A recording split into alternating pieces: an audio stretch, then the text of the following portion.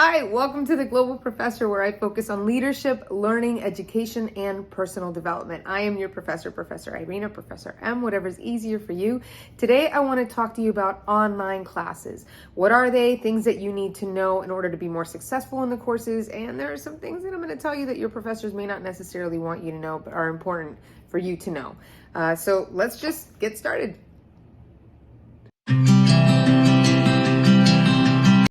So before I get into all the good stuff about online classes, I want to make sure that you're clear on the difference between a virtual class and an online class, okay? So a virtual class is when you have meeting days that you have to attend with your professor and your fellow classmates. So Monday and Wednesday, 6 to 9:15 p.m.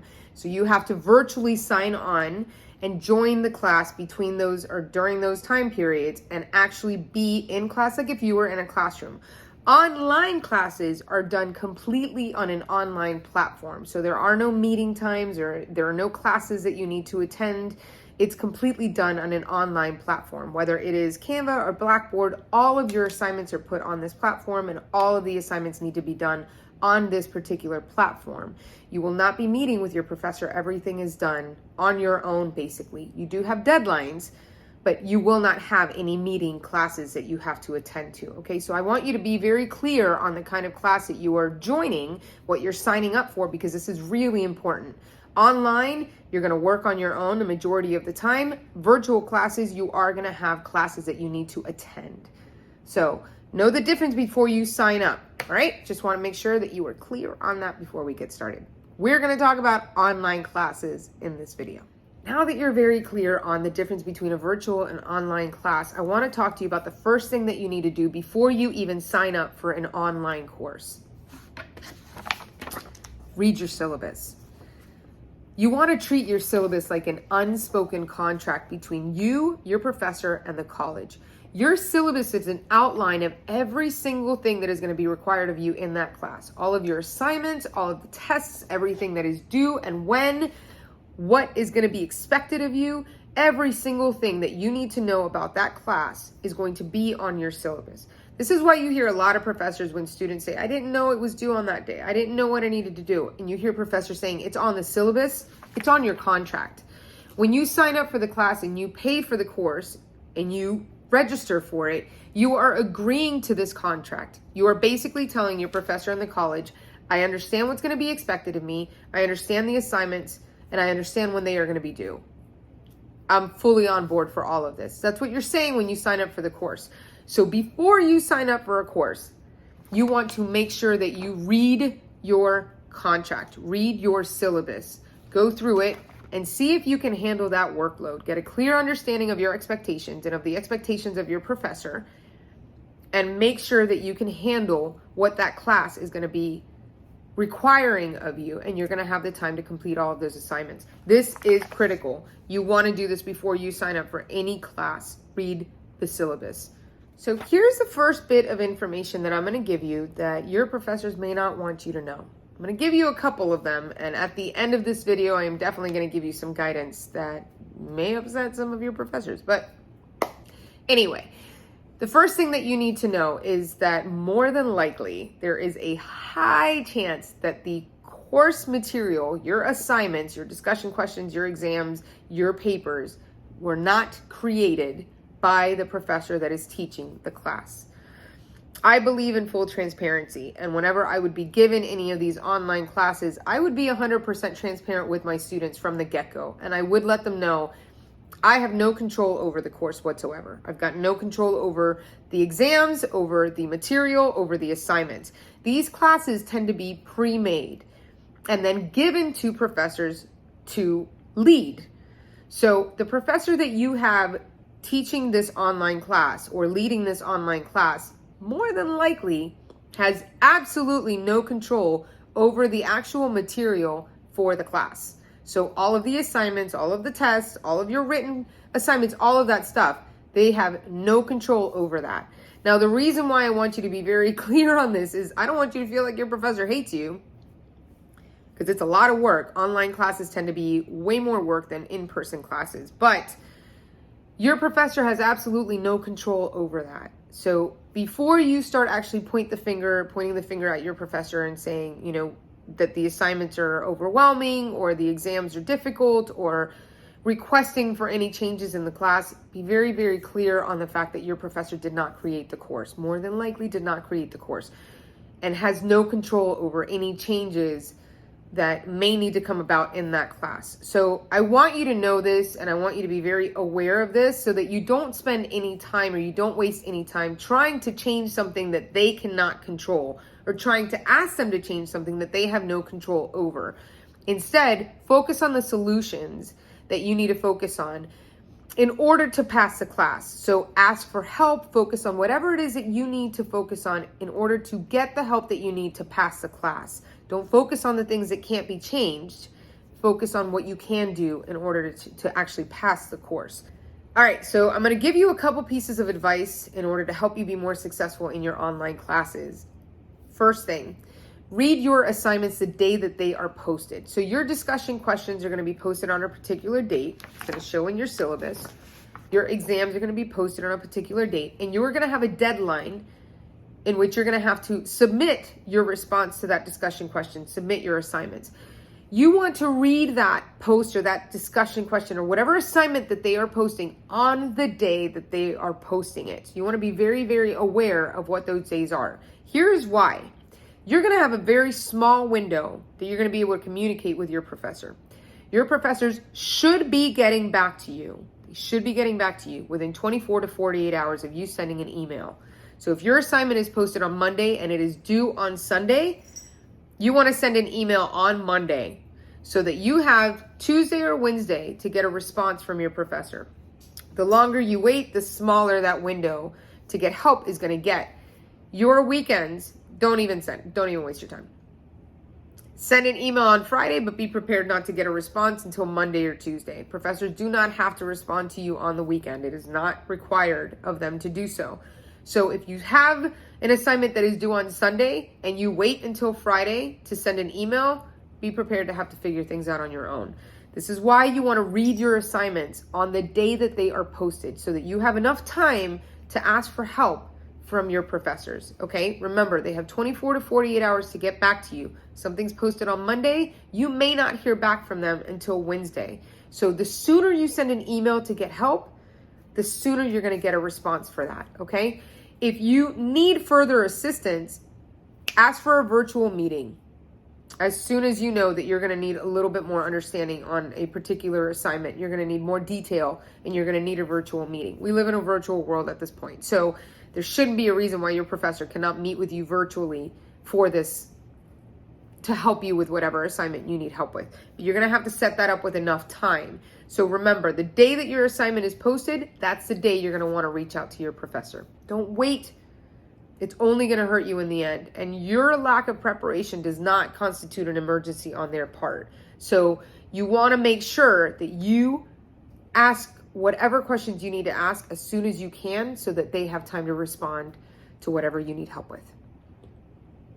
Let's talk about grades and grading and how this works in your online courses. So you are going to have multiple assignments in an online class. You're going to have exams, you're going to have discussion questions, and you're going to have term papers and possible team projects that you're going to have to do in an online class. Your professor has a date that they are responsible for posting your assignment, and then there's a date where you are responsible for submitting your assignment. So that's your deadline, right?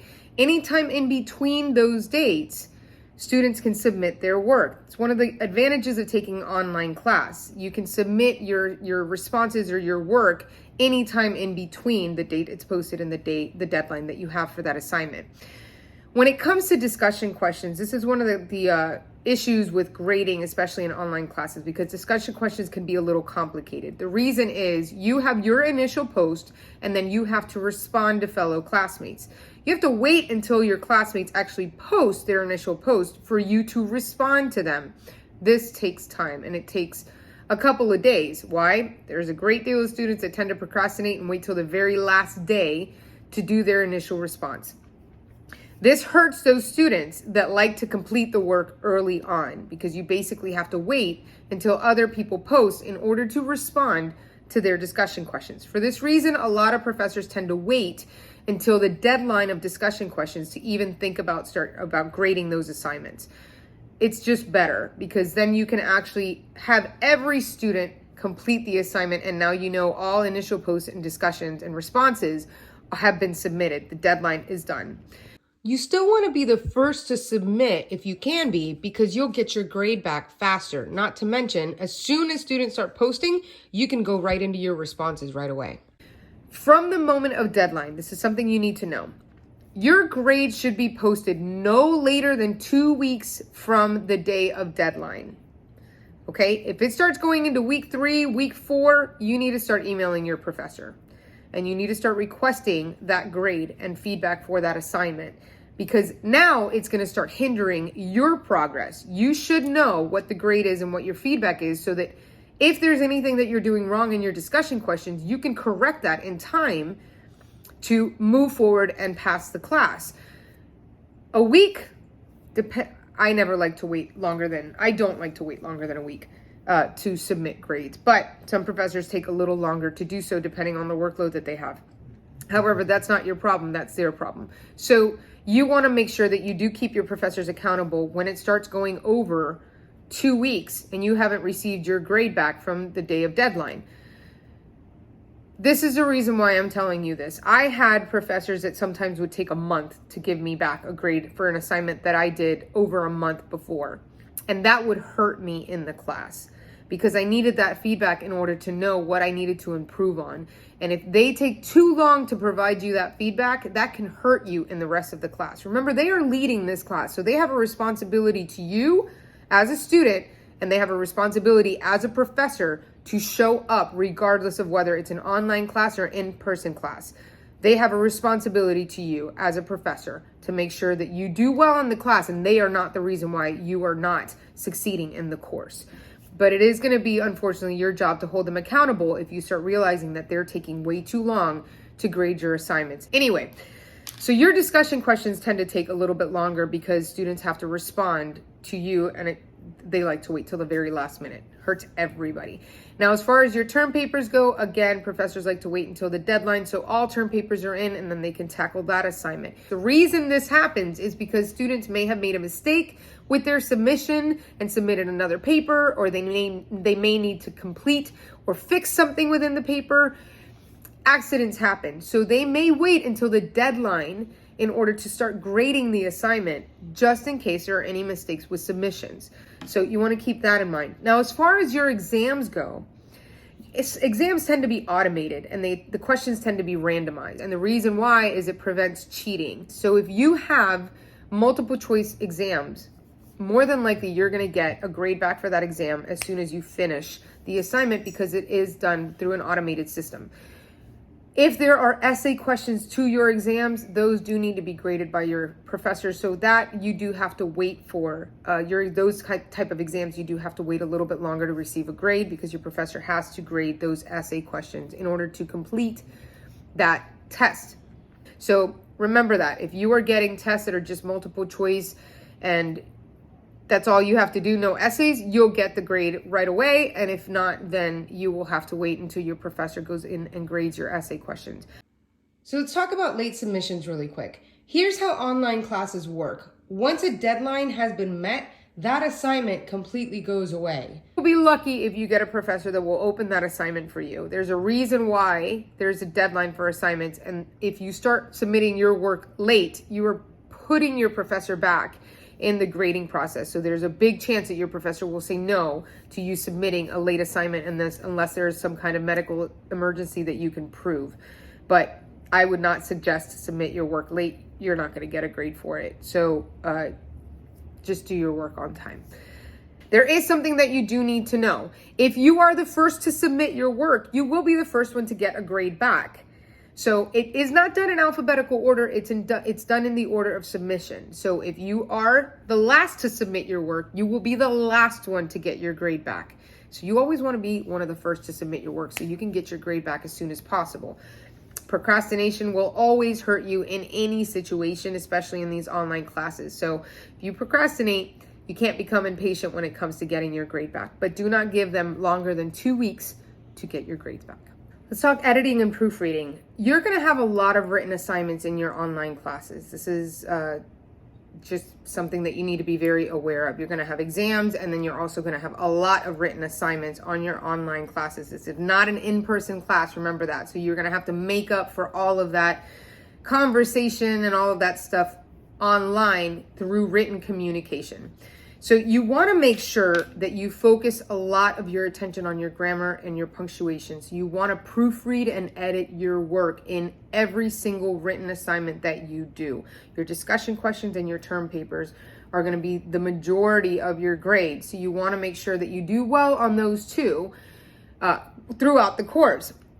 The best way to do that, Grammarly, and doing your written assignments first in a Word document or a Google document so that you can actually proofread and edit your work before you attach it to your final submission. So for your discussion questions, like I stated before, doing it in a Word document. If you get Perla, you'll have that software in your Word document, so you can do it in a Word document, check your word count, and then use Grammarly to help you with your grammar and punctuation, and then cut, paste, and put it into your discussion questions. And in your term papers, you're obviously going to be doing your term papers in a Word document, and then you're going to go ahead and upload it to your class assignment or where your submission needs to be uploaded. So you're going to want to make sure that you focus on proofreading and grammar, punctuation, and editing before you do any final submission. This is a very, very big part of your grade when it comes to your assignments. So here are 6 things that can really hurt your written assignments. The first is always going to be grammar and punctuation. You want to make sure that you proofread your work and you check for grammar and punctuation errors. This is big. Grammar and punctuation can be about 20% of your grade. So a lack of proofreading and editing your work can really hurt you. If your work requires APA, you want to be able to use in-text citations and references. You need to have those even in your discussion questions, so you don't want to miss in-text citations and references. The flow of your work and whether it makes sense or not is also going to be a really big deal when it comes to your writing assignments. Remember that this is written communication, so it all has to make sense and it all has to flow. Now, there's a word count for discussion questions. You want to make sure that you can meet that word count. Down here along the bottom, you can see the amount of words that are there. So you want to make sure that you meet the requirements for that assignment. Okay, let's talk really quick about feedback and why you should be requesting feedback on your assignments. If you are getting anything under 100 on an assignment, you should be getting feedback from your professor telling you what it is that you have done that hindered you from getting a better grade. If you're getting B's and C's and D's, you should 100% be getting feedback from your professor in order to improve on whatever behavior it is or whatever habit it is that you need to improve on in order to get better grades in the class. Now, the reason why I'm telling you this is because I was a student in online classes, and I understand how lazy some professors can be in providing feedback. It is time consuming. It is a lot of work. I have been on the opposite side, but they are leading this class, and it is part of what they should be doing in order to help you be better at being a student and get better at whatever it is that you need to improve in. So do not be afraid to email your professor and request feedback on an assignment that you got a low grade on, that you didn't understand what you did wrong. You are an adult. You are not a kid. You're an adult. You are within your right as a student to request feedback. If your grade reflects something that you do not understand, you have every right to email your professor and request feedback on that particular assignment so that you can improve in whatever area you need to improve in. Now, I tell you this because I completely understand the importance of feedback, and I swear by it. My students sometimes get way too much feedback, but they get feedback because I want them to clearly understand what they need to do different, so that they can be better, not just in my class, but in future classes. Mainly because I understand that a lot of professors will not provide it. So if you have any lack of understanding on why you received a certain grade, send an email, watch your tone, but send a clear email to your professor. hey, Professor blah, blah, I would really like to sit with you for a second and get some feedback on what it is that I did on this assignment to receive the grade that I received. I am unclear on what it is that I'm doing wrong. I'd like to improve in whatever area I need to improve in to get better grades in your class. Short, sweet, to the point, but you're letting them know that you want some feedback on your work. Again, it is within your right to request feedback, so do not be afraid to ask for feedback. If you're getting low grades, you should be getting feedback. Now, the whole purpose of feedback is to help you see what areas of your assignment need improving. So don't take it personally. Don't make it seem like they're attacking you in any way. You want to pay attention to this feedback and then adjust whatever it is that you need to adjust in order to correct that behavior so you can get better grades in the class. Your professor is supposed to be there to help you. So take that and use it to your advantage. So online classes are really great for people who like to work autonomously and who like to actually set their own schedule and don't necessarily want to go to campus to get a class or take a class. If that's how you like to do things, online classes may work very well for you. There is a lot of written communication in online classes, so you want to make sure that you enjoy doing that as well, because you will be doing a lot more writing in online classes than you will be in in-person classes. But if that's what you like, this is definitely the kind of platform that you're going to want to use to get your degree. Make sure to check out part 2, which will cover discussion questions. I really hope this video has helped you in some way understand a little bit more how online classes work. Go ahead and subscribe, hit the bell, all of that good stuff, the like button, share this with friends that are with you in class or that are in college with you so that they can get a better understanding of how these classes work. And I hope that you got a lot that you could take away from these courses. If you have any questions, please go ahead and put them down below and I will do my best to get back to you as soon as I can. Thank you for watching my channel. Remember, your success is always my success. I am here for you. So if there's anything that you want to learn from me that has to do with education, leadership, or personal development, just leave it in the comments down below and I'll do my best to get back to you. Do your absolute best as a student. Remember to be your own advocate and enjoy the whole process because you're going to get a lot from it. So bye.